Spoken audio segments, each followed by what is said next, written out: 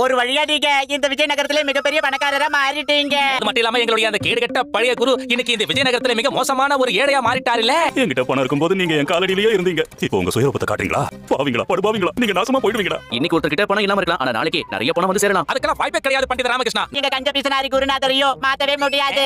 எனக்கு ஏதோ கொஞ்சம் சந்தேகமா இருக்கு. இல்ல சந்தேகம் நான் உறுதியா சொல்றேன். அந்த கேடுகட்ட கிழமை இங்க தான் எங்கேயோ உட்கார்ந்து வெங்காயம் உரிச்சிட்டு கண்ணீர் மல்க உங்களை பாத்துட்டு இருக்கான். அது அங்க இருக்கானே, அவனோட துண்டை எடுத்துட்டு பாருங்க. நான் தான் வரும்போதே விரோதிங்க வயிறை வெடிக்க வைக்கிற மூலிகை என் கையோடயே கொண்டு வந்திருக்கேன். அப்புறம் என்ன எடுத்துக்கடா மணி. வேலை அந்த கேடுகட்ட கிழமை இந்த கூட்டத்துக்குள்ள எங்கேயாவது இருந்தானா என் கையில இருக்கிற இந்த மூலிகை தானா திறந்துரும். அவன் வயிறு வெடிச்சு செதறிட்டா. அவங்க கிட்ட என் வயித்தை வெடிக்க வைக்கிற மூலிகை இருக்கு. அதாவது விபரீதம் நடக்கிறதுக்கு முன்னாடி இங்க இருந்து நான் எப்படியாவது தப்பிச்சு ஓடிடணும். மூடி வச்ச மூலிகை திறந்துருச்சு. மொட்டை தலைய வயிறு கிழிஞ்சிருச்சு. இல்ல என் வயித்தை வெடிக்க வைக்கிறீங்க. என் கனவுல நான் என்ன பார்த்தேன் தெரியுமா? நான் ரொம்ப ஏழை ஆயிட்டேன். ஒரு வேளை ஏழையாக போய் முன்னாடி சம்பளத்துல நீங்க கொடுத்துங்க புரியுதா? உங்க வேலையை நீங்க இப்போ காட்ட ஆரம்பிச்சுங்க சரியா இருக்கும். நீ என்னடா சொல்ற? அப்படியே பொங்கி எடுங்க. இப்போ என்ன பண்ணணும்? இப்போ குனிங்க. எப்படி குனியணும்? இதோ இந்த மாதிரி தான்.